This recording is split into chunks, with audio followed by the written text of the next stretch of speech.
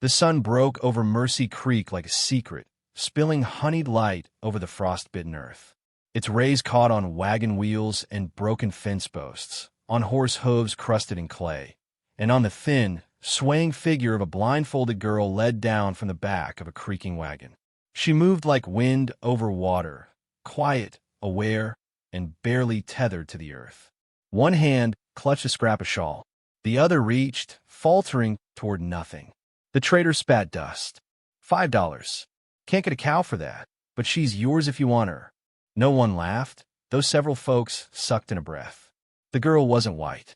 She wore a patchwork dress of calico and bark-dyed cloth. Apache, they said, or something like it. Her eyes, though hidden, told their own story. Nobody asked how she'd come to be blindfolded or what made her silence so thick it seemed to settle over the whole morning like ash. From the back of the crowd, a man stepped forward, slow and wide-shouldered, his hat low over his brow. His boots made no sound in the dirt. Elias Hartley hadn't spoken in 7 years. Folks called him Mute Hartley, though they'd never asked if his silence was his choice. He didn't look at the girl. He looked at the ground between them, as if weighing something older than money. Then he reached into his vest and placed $5 silver on the trader's calloused palm. The town didn't stir. No one said it aloud, but they all thought it. He's finally gone mad. She stumbled once as he guided her to the horse, but he caught her with a firm hand under her arm. She flinched at first. Then, slowly, she tilted her face toward him, as if sensing something wordless in the man who hadn't uttered sound. He lifted her onto the saddle like she was made of smoke, and then, as suddenly as he'd come, he led her away. They vanished into the rising heat like a mirage. Elias lived out past the cottonwoods where the road forked into stone and thistle. His cabin was a squat, mournful thing, half buried in chimney smoke and the smell of leather and old horses. The girl didn't speak as he led her inside. She simply stepped barefoot onto the wood floor, tilted her head, and said softly, "There's a creek nearby. I heard it from the saddle." Her voice startled him more than a gunshot would have. He nodded, though she couldn't see. For a long time, he stood just inside the doorway, watching her explore with her hands, touching the table's edge, the dry herbs strung from the rafters, the peeling bark of firewood stacked by the hearth. She didn't ask for her own room.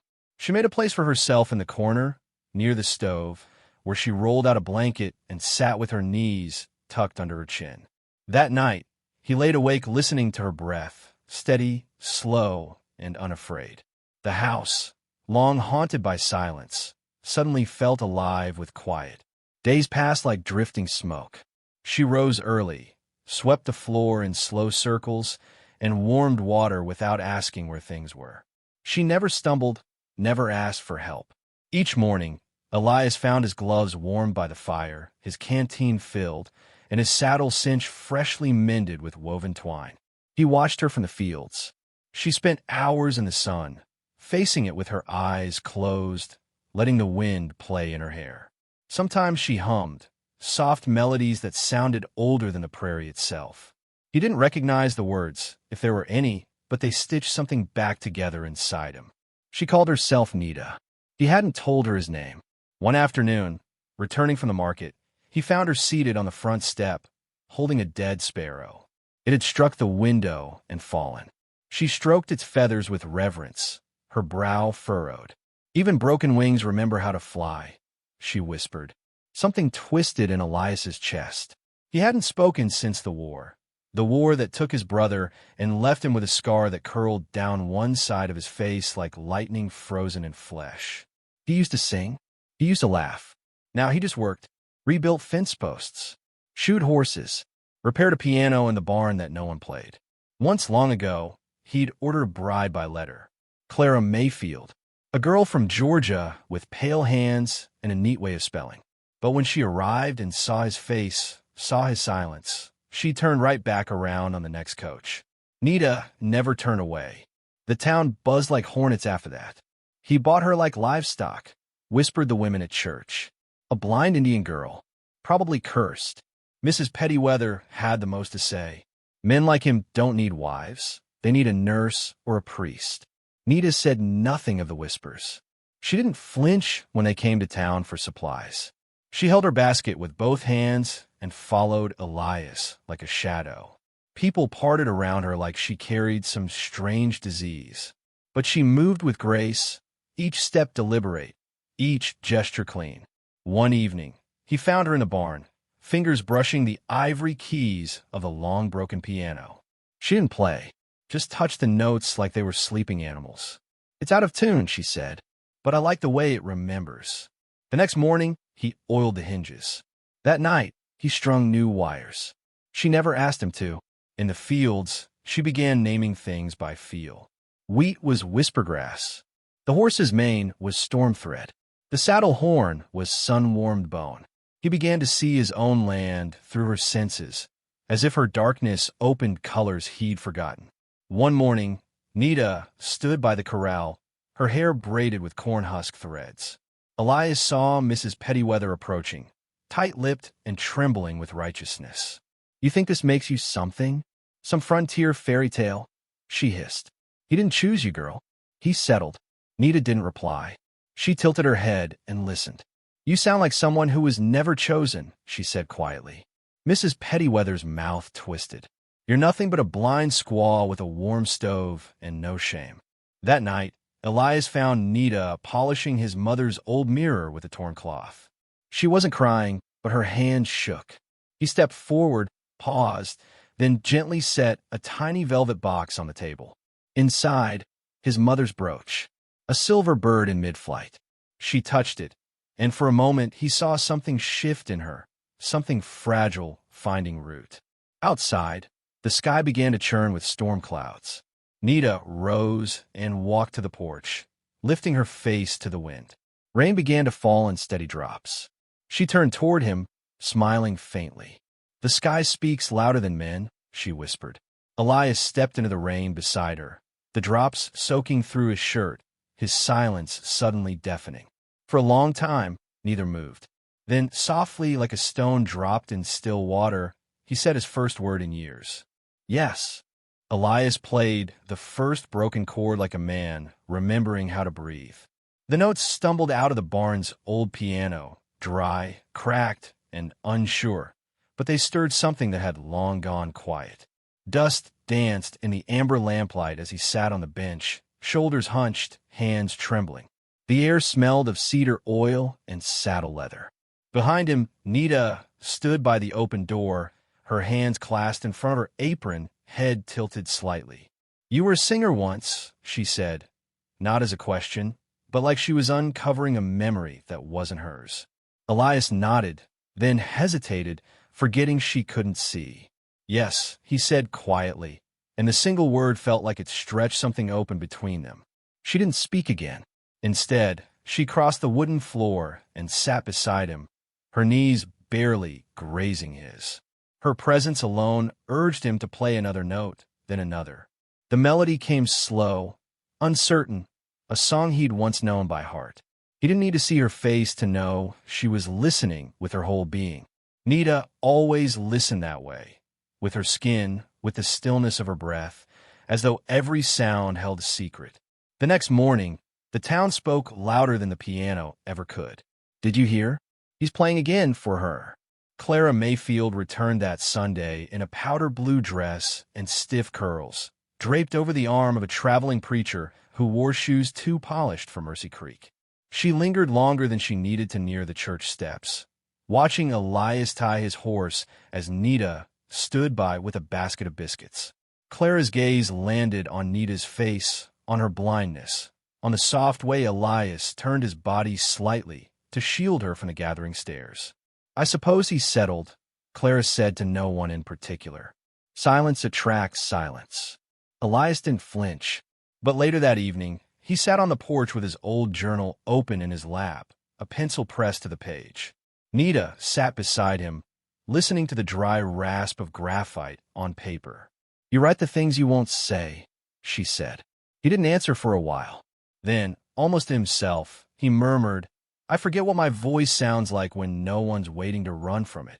Nita reached out and laid her fingers on his wrist. "Your voice is in your hands," she said. "The way you fix things. The way you play." A soft wind rustled the cottonwoods. The stars above the barn blinked like slow embers.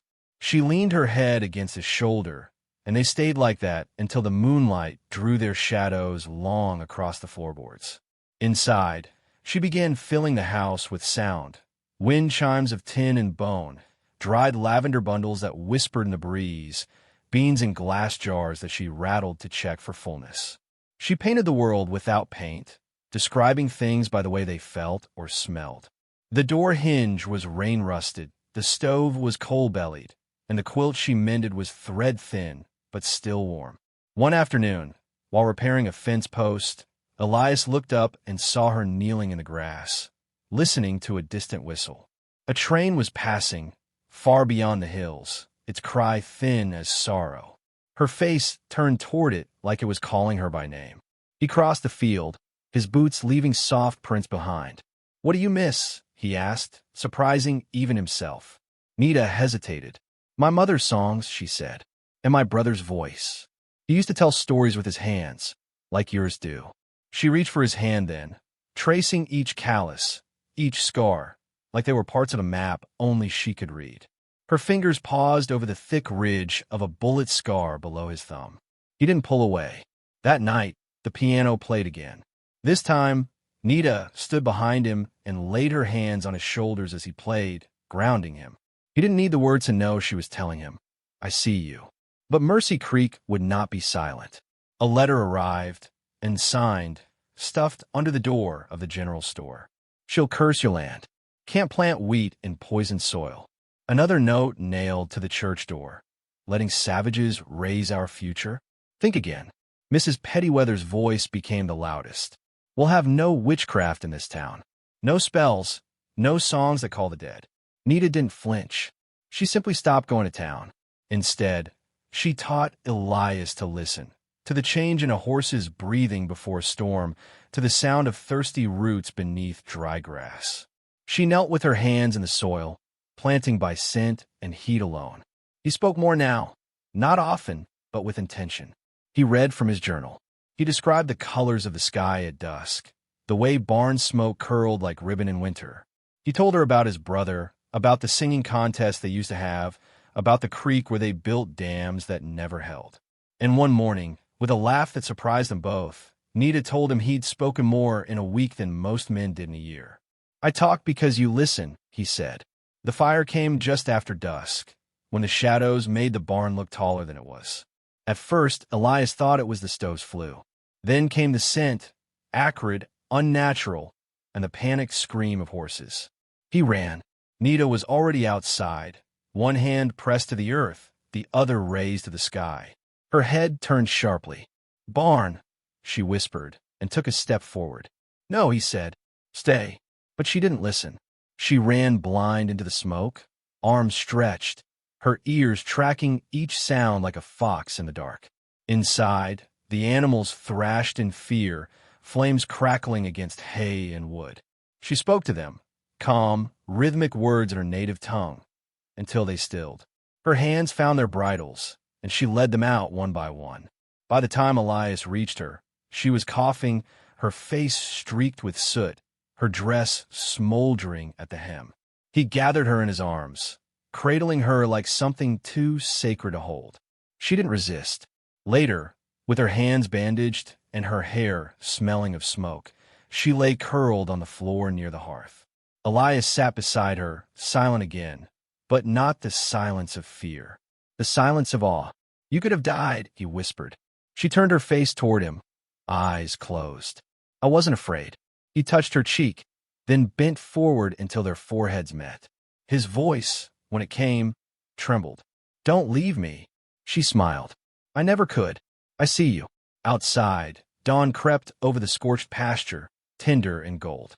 And somewhere in the ruins of the barn, a single unburned note from the piano rang out, high, clean, and stubborn.